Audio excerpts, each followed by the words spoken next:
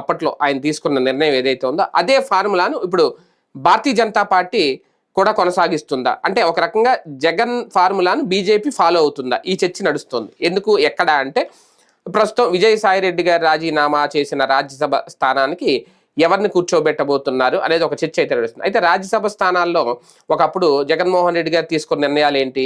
ఇప్పటికీ చాలా పార్టీలు అవే తీసుకుంటాయి. పారిశ్రామికవేత్తలకు పరిమళ నత్వానికి పిలిచి సీట్ ఇచ్చారు. అలాగే సామాజిక వర్గ సమీకరణంలో బీసీకి సంబంధించిన తెలంగాణలో ఉన్న ఆర్ కృష్ణయ్యని తీసుకొచ్చి ఇక్కడ ఆంధ్రప్రదేశ్ కోటాలో ఆయనకు అవకాశం ఇచ్చారు.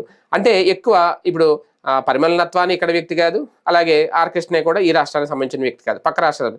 అలాగే రాజ్యసభలో మన రాష్ట్రాలకు సంబంధించిన వాళ్ళు లేరని నేను అన్నాను. వైవి సుబ్బారెడ్డి గారు వీళ్ళందరూ ఉన్నారు, మన రాజీనామా చేసిన విజయరెడ్డి వీళ్ళందరూ ఇక్కడ వాళ్ళే. కాకపోతే ఎక్కువ అలాంటి వాళ్ళకు కూడా అవకాశం ఇస్తూ ఉంటారు. అంటే ఇక్కడ పార్టీ పరంగా, కులాల పరంగా, రాష్ట్రాల పరంగా, పారిశ్రామికవేత్తల పరంగా కేంద్రం